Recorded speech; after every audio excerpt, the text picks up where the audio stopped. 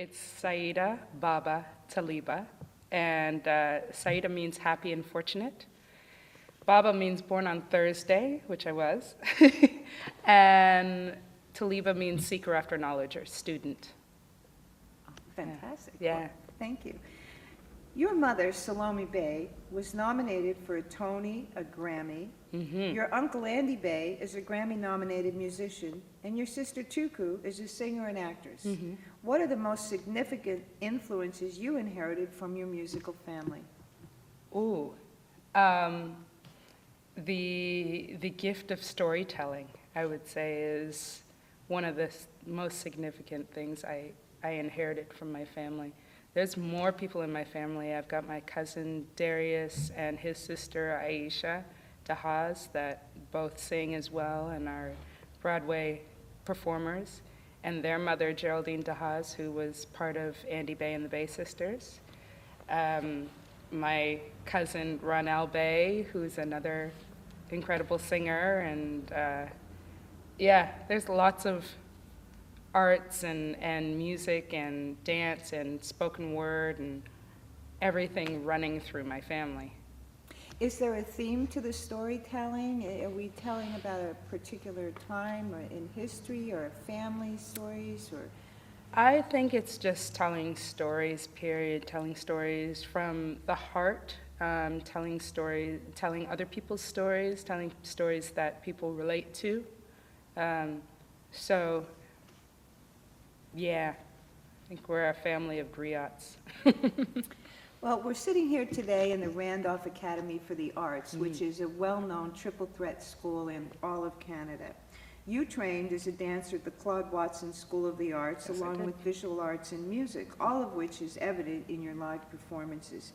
How has each of these disciplines contributed to your musical journey?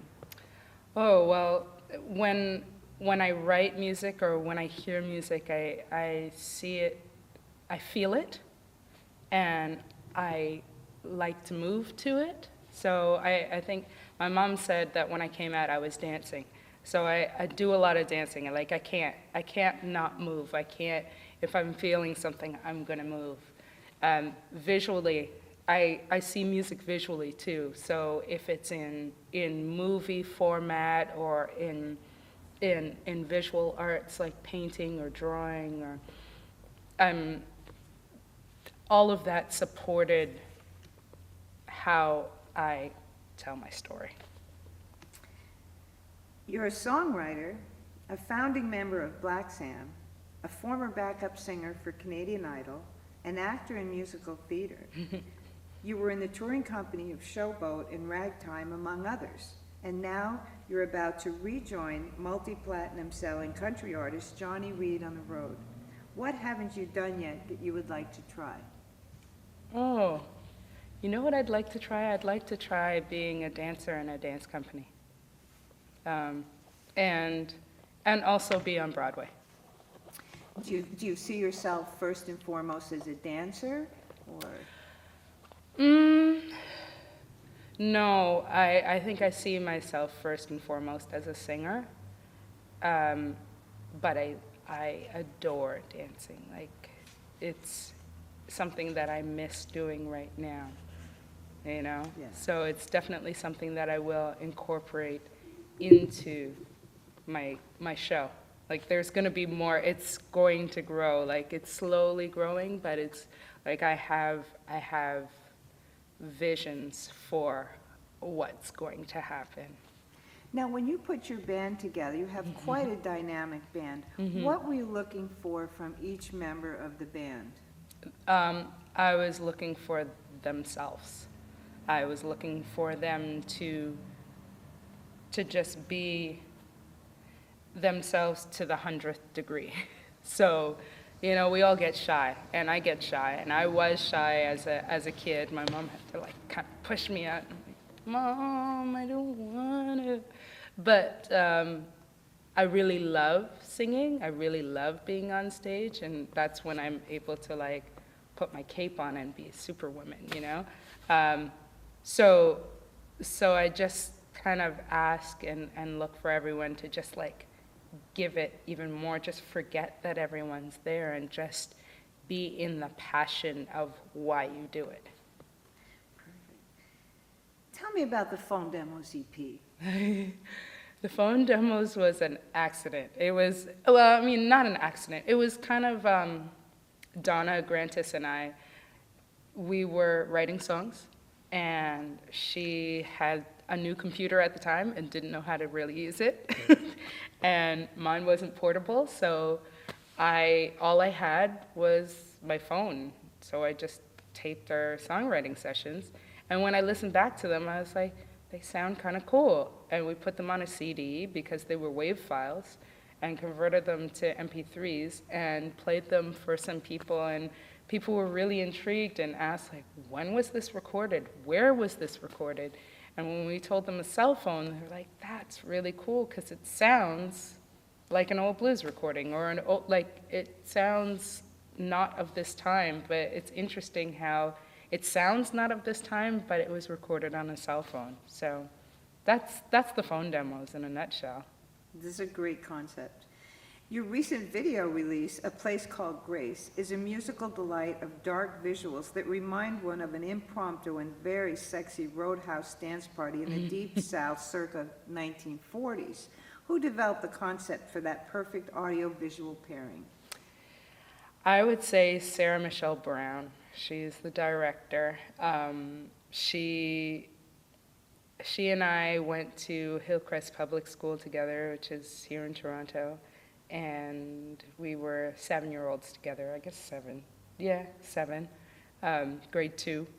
And we were always making theatrical stuff. We were building stuff. And now that I look back on it, she was always a director. She was always telling me what to do. So she's been a huge supporter, and came up with because of the fact that it sounds so of another time, we wanted to go with something that was like that. So she came up with the idea of being in a juke joint and being like, just kind of shaking things up and leaving it like that, basically. You have recently recorded a full band soundtrack for A Place Called Grace. Mm-hmm. Is that going to be integrated into the film, or is that part of an impending album? That is definitely part of the impending album. And will it be? There's Sarah and I are talking about some stuff, so never know. Never know. Okay. Your most recent incarnation has evolved into a sexy, hard-edged, rough and raw rock soul artist with an intensely passionate stage persona. How does your stage persona differ from your offstage persona? Well, as you could probably tell, I'm a little soft-spoken when I'm off stage.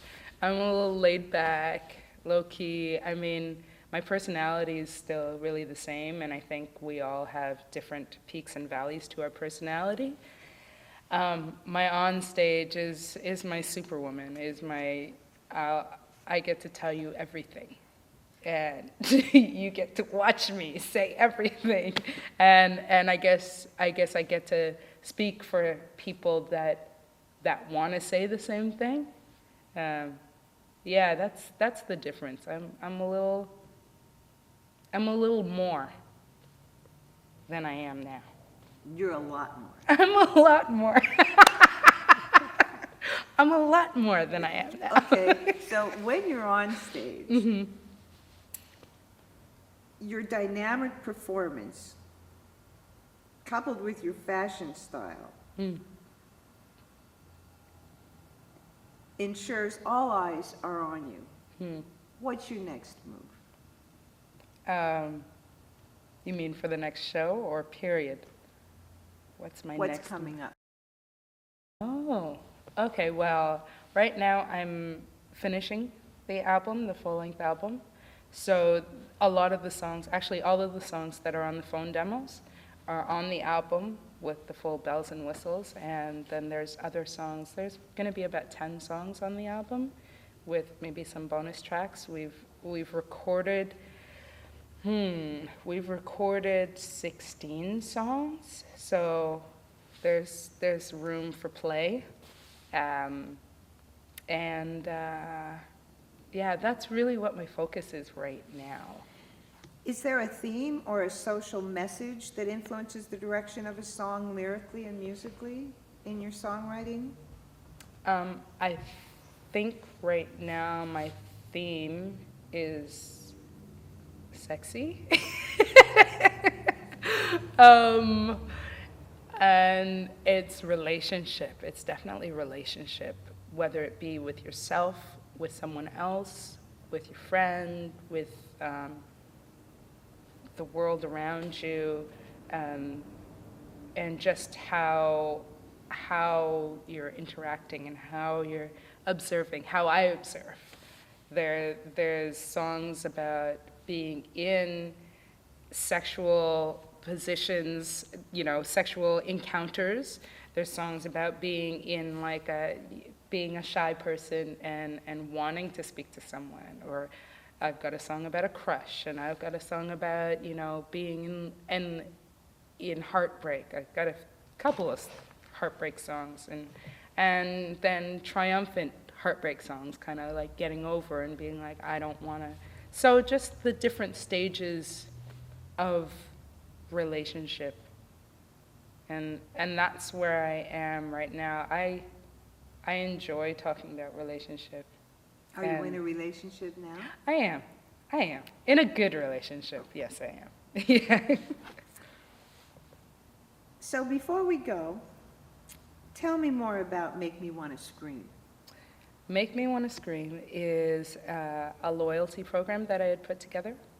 When making the album, we got, I say myself and my manager, we applied for a grant through Factor and got a grant to help make the album, but there was a surplus of money that we didn't have to make the album. So I had been looking around. There was an artist named Amy Correa that I really love. She was getting people to support her in making her album by putting together like a sponsorship program. So she had different levels of sponsors. People could just buy the CD and they'd get it signed, or all the way up to a house concert, and that's how she funded it. And after more research, I had noticed that there were a lot more people doing this all over the world and actually getting things funded and really connecting with their fan base.